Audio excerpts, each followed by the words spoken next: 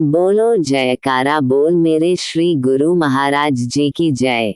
23 सितंबर 2025 परमहंस अद्वैत मत श्री श्री 108 श्री स्वामी स्वरूप आनंद जी महाराज। सौजन्य लेखक तथा प्रकाशक श्री परमहंस अद्वैत मत पब्लिकेशन सोसाइटी श्री आनंदपुर।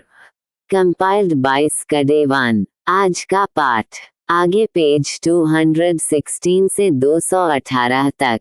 श्री परमहंस अद्वैत मत के महान केंद्र श्री आनंदपुर की स्थापना। तत्पश्चात महात्मा शांतात्मानंद जी व भक्त धर्मजस जी को जमीन का निरीक्षण करने के लिए भेजा और फरमाया कि जिला गुना तथा ईसागढ़ के पास की जमीन को भी देख लेना। जब ये दोनों ग्वालियर रियासत के जंगलों में पहुंचे तो इस निर्जन घने जंगल को देखकर हैरान हो गए कि इस धरती को श्री गुरुदेव महाराज जी ने कैसे योग्य समझा है। इस धरती को उपजाऊ कैसे बनाया जाएगा।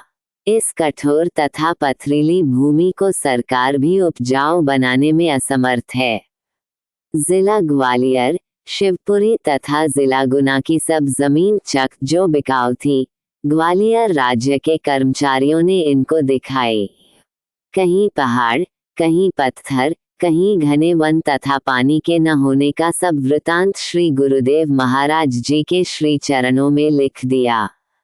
वहां से कृपा पत्र आया कि सब जगह छोड़कर केवल ईसागढ़ के समीप का वन्य प्रदेश जहां आजकल श्री आनंदपुर है देखो। जब ये दोनों भक्त इस वन्य प्रदेश में पहुंचे तो ये स्थान उन्हें बिल्कुल पसंद न आया, क्योंकि यहाँ पानी की एक बूंद भी न थी। ग्वालियर राज्य के कर्मचारियों ने कहा कि यहाँ राज्य की ओर से एक कुआं खुदवा दिया जाएगा।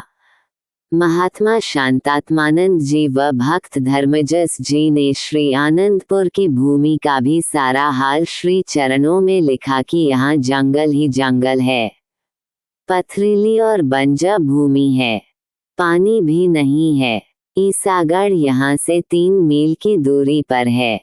इससे तो जिला ग्वालियर तथा शिवपुरी की जमीन ही अच्छी है, जहाँ उपज भी हो सकती है क्योंकि वहाँ पानी की भी सुविधा है।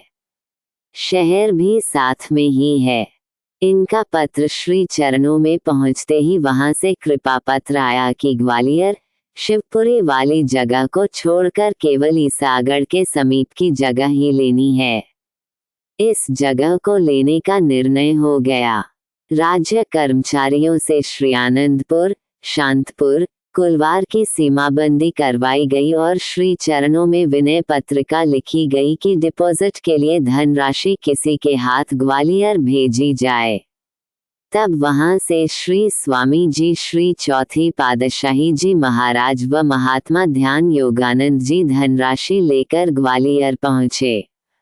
महात्मा शांतात्मानंद जी व भक्त धर्मजस जी भी ग्वालियर पहुंच गए। 4 अगस्त 1930 को डिपॉजिट जमा करवा कर इन तीनों जगह का अधिकार प्राप्त कर लिया गया। इस प्रकार इस जमीन पर अधिकार प्राप्त करने में 7 मास लग गए। अधिकार प्राप्त करने के बाद महात्मा शांतात्मानंद जी इस जमीन की देखरेख के लिए यहाँ रह गए। शेष सब लौट गए और श्री चरणों में पहुंचकर सारा वृतांत प्रस्तुत किया। जो भक्त लोग खीवड़ा मंडी में स्वयं को श्री चरणों में शरणागत कर चुके थे, उनके नाम श्री आज्ञा भेजी गई कि ग्वालियर जाने को तैयार हो जाओ। ये स्थान जो ग्वालियर राज्य में खरीदा गया है और जहां पर भेजा जा रहा है, उसका नाम श्री आनंदपुर होगा। यह एक महान पारमार्थिक केंद्र श्री आनंदपुर के नाम से दुनिया में विख्यात होगा। श्री आज्ञा पाकर 18 अगस्त सन 1930 को 2 परिवार महात्मा योगात्मानंद जी, भक्त वेश में व भक्त धर्मजस जी लक्की मरवत से चलकर 21 अगस्त को यहाँ पहुँचे। उसके बाद यहाँ और भी भक्त श्री आज्ञा से आए। सबके लिए यह अचंभे की बात थी कि संत महात्मा इस भूमि को कैसे आबाद करेंगे। यह अचंभा आज कार्य रूप में बदल कर सबके सामने प्रकट है। अगले पाठ में पेज 218 से आगे। कंपाइल्ड बाय स्कडेवान। बोलो जयकारा बोल मेरे श्री गुरु महाराज जी की जय।